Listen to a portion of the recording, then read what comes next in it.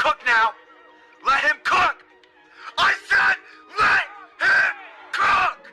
Appreciate that, bro. I'm gonna go ahead and put a little bit of herbs and spices on that thing, man. I can't believe Pubg sat here and dropped a 25-minute video talking about the roadmap to 2024, and it got me a little optimistic. I'm thinking about keeping an eye on that damn thing when it's simmering. You know what I'm talking about? Because I've been playing Pubg for 5 years straight. The last 2 years it's just been but now they got me curious of what's going on. So these people been sitting here talking about the engine, they talked about meta, they talked about bots, they talked about new mechanics, they talked about SBMM, they talk about arcades, anti-cheats, and I'm ready to sit here and talk about all of this. And I'm gonna give you the cliff notes, because ain't no way I'm making a long ass video. Y'all know how I do. I get straight to the nitty gritty. Now, Unreal 5, this has been a thing that they're sitting here saying they're gonna migrate over to Unreal 5. And I know back when it first got introduced earlier last year, people was like, it's going to be difficult, and I understand why. And if you don't understand why, I'm gonna break it down real quick. When it comes to the old engine that Pubg was on, it has already its little assets, codes and stuff like that not able to transfer over to the new Unreal Engine 5, meaning it can cause issues. On top of that, ain't like Pubg got the best track record when it comes to updates. They normally put out an update to fix something, but then break something else. They ain't got the best track record. So to hear that is dope, but not to shit on them. Also, I think in like year 2, there was supposed to be mods. That was a leak inside some code settings that Pubg in year 2 was supposed to have mod support. That looks like it's about to be a new thing, on top of the destructive worlds or areas. So in other words, they show in the video dude holding a pickaxe and he can dig like holes and shit, make a little trench. So those little tight areas that you be in at the last circles and shit, you know what I'm saying? Dig a little hole and lay your ass down, cover. You know what I'm saying? I think that's dope as hell. It'll be more dope if we could get a little bit of destruction when it comes to actual buildings. I ain't saying they gotta be full-blown battlefield, but hey, I'd pretty much take anything at this moment. You know what I'm saying? So the new engine can give us new possibilities. You know what I'm saying? Not only just a visual look. I know a lot of people just thinking visual, but it's like, nah, you can actually get a lot more out of it because the old version wasn't so optimized. With that being said, being on Unreal 5 is going to be a challenge for them, and that's something I'm a little bit worried about. Now, the second part of this is I kind of made a video dealing with the meta of games and how some games need to copy other games. Now, I sat here and I made a video about this, a game as a service, and I sat here and I broke down all the battle royals, the top battle royals.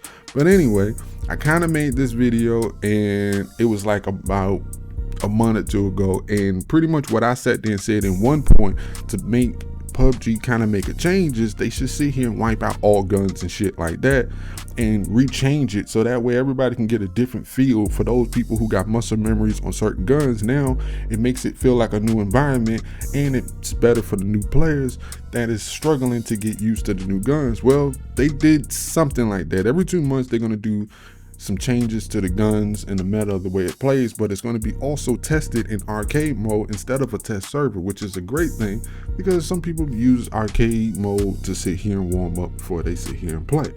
I think that's a dope mechanic, and you can bring in other little things in there to test inside arcade mode instead of doing the test server, which a lot of people don't even join the fucking test server anymore. I know I had been stopped doing the test server and deleted that shit. Didn't need it, didn't care, whatever. I watched someone else do it, whatever. Another point that they sat here and talked about, they talk about bots.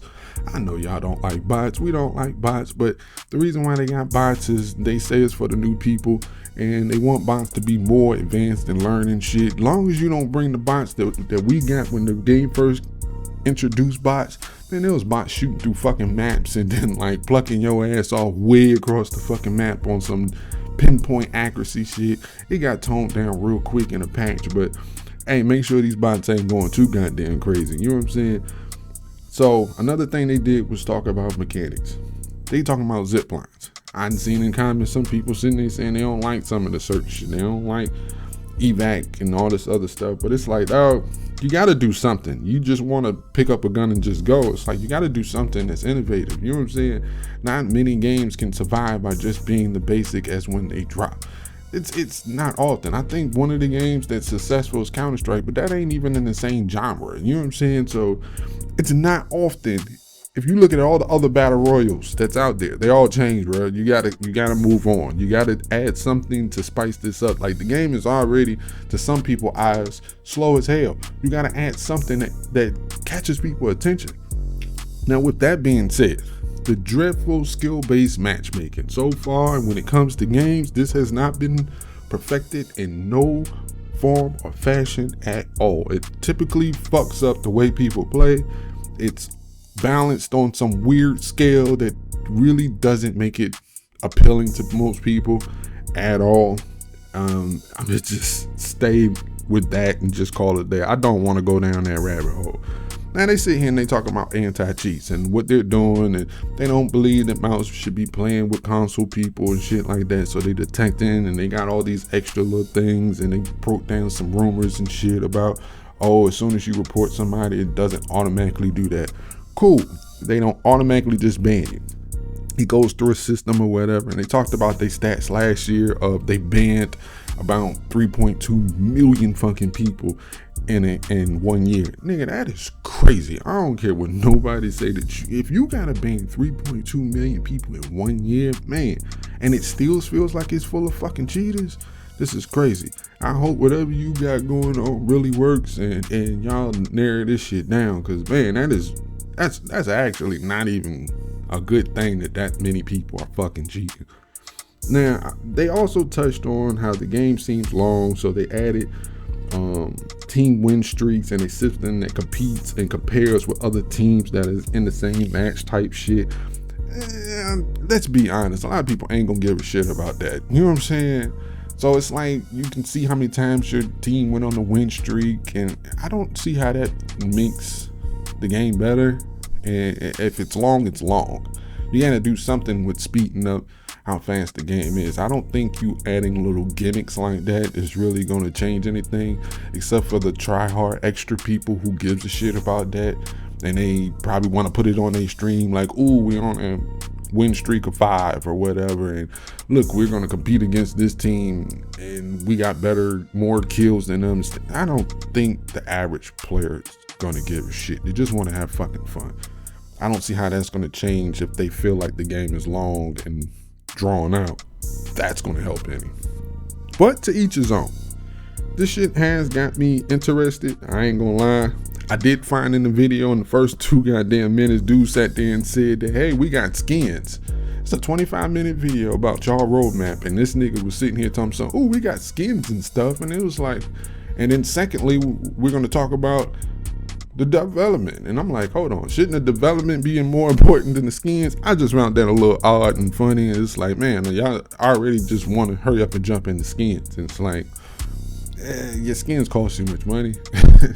Your game, look in your comment section, because they wanted to keep on talking about, hey, we talked to the player base. Well, look in your comment section just right when this video dropped. You can see that people really don't give a shit about skins. They're still talking about bugs and fixes, but here nor there, I am still a little optimistic. At least it got my attention right now with this. They got my attention. I don't know if I'm gonna jump back in it, but I'm definitely gonna keep on reporting on it and see how this things go, because I'm a little concerned about them transferring over to Unreal Engine 5, because they tend to have a development problem. Like I said before, if you have been playing PUBG from beginning to now, you ain't even gotta play all the way to now. You just know, I played 5 years straight. It comes out with a fix, or it takes forever to come out with a fix. And then when they do it, they break something else. And then later on, the fix that they originally had, it goes right back. It's just, they are not the best track record. But with that being said, it does catches my attention. These are the quick notes. I'm done, man. Let me know what y'all think about this update and how y'all feel about it. This your boy Green, and I'm out. Be easy.